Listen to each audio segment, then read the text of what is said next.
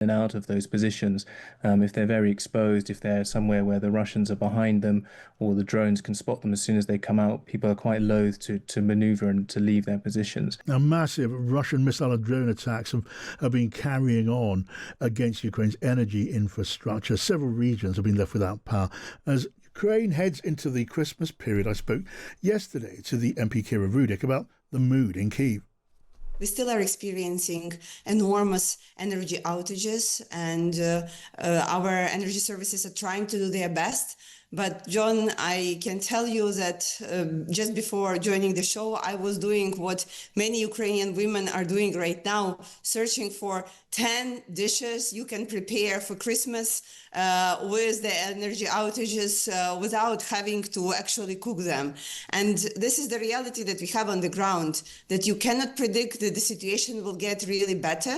We only can fear that the attacks will intensify and it can get worse. But even given this really dire situation, people are finding a way to help each other, and as everyone in the world, to have like some sort of normal Christmas, buy presents for their loved ones, have something bright for the children, make sure that we stay united, to prepare some gifts that we are sending for the Frontline. That's Kira Rudik there with a bit of an insight into life now in Ukraine. And talking there about, well, efforts to send some comfort to the front line. How will Ukrainian soldiers be spending Christmas? Well, Maxim Tucker can tell us about that. He has been regularly reporting from the Ukrainian front line for the Times. He's right here in Britain now, and we can welcome him to the programme. Hi to you, Maxim. Hi, John. Oh, I'm so keen to hear about your reflections and your conversations, including to members of the Ukrainian army. And you spoke to one who gave you, in his own voice, a note. Do tell us about that. That's right. I mean, this is somebody who feels more optimistic about the future than some other soldiers. And I think every year Christmas is an opportunity for these soldiers who already have a great camaraderie, and there's a strong feeling of brotherhood and sisterhood in the trenches. But it's an opportunity for them to reflect on that and the people around them. And at the same time, obviously, they're desperately missing their families and they want to get back to them. And sometimes it can feel like a very, very long time before they'll be doing that. But this was one of the more optimistic that we heard from. This Christmas, I'm spending the holiday on the front line with my fellow soldiers. We've put up a few small decorations, nothing bright, so we don't reveal our positions.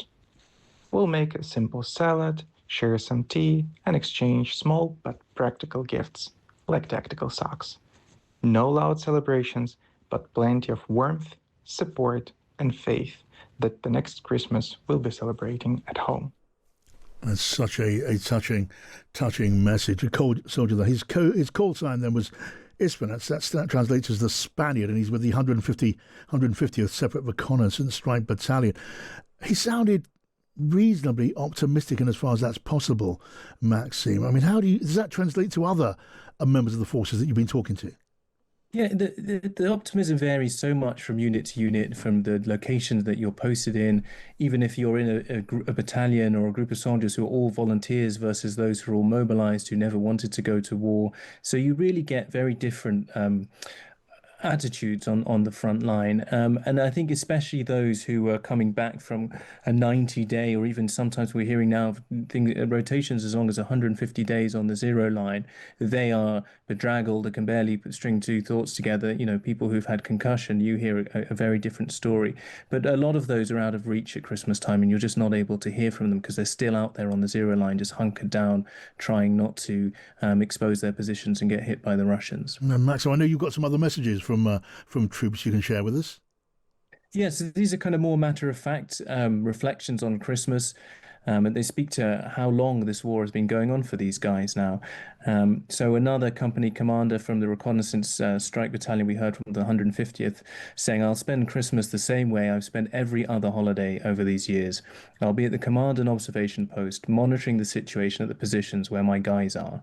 It might be a mug of cocoa on the table. At least it tastes a bit better than the usual cheap coffee. And in my thoughts, memories of celebrating with my family like before, it feels like that happened in a completely different life." And I think for a lot of soldiers, that is the reflection that they have that there is the life before the war, and there is this kind of alternate reality that they exist in now, just surviving and waiting to see if they can get back to their families. And we had some reflection from another company commander. He said, Christmas is as simple as it gets. Like all the previous ones since 2022, I'll be doing my duty. Out here, weekends and holidays all feel the same. I'll call my family and friends, wish everyone a happy Christmas, and with my brothers in arms, we'll put together some small festive dinner, sit, talk a bit, and then get back to work. It also depends on what tasks are scheduled for that time, but most likely it'll be routine, if you can call it that, work at the command post and throwing a holiday for the occupiers.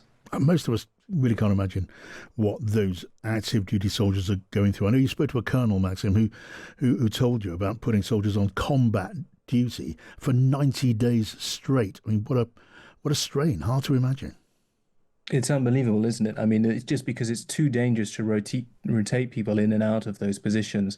If they're very exposed, if they're somewhere where the Russians are behind them or the drones can spot them as soon as they come out, people are quite loath to maneuver and to leave their positions. And 90 days actually seems to be becoming more and more regular. And we've heard a few stories recently of people staying in there for 150 days, so twice as long. And when you see them come out, they're just in such a state. And the idea that they might have 5-7 days off and then have to go back is just unbelievable. So grateful to you, Maxim, for sharing those reflections and those conversations that you've been having with troops on the front line in Ukraine as Christmas approaches. Maxim Tucker there. Thank you.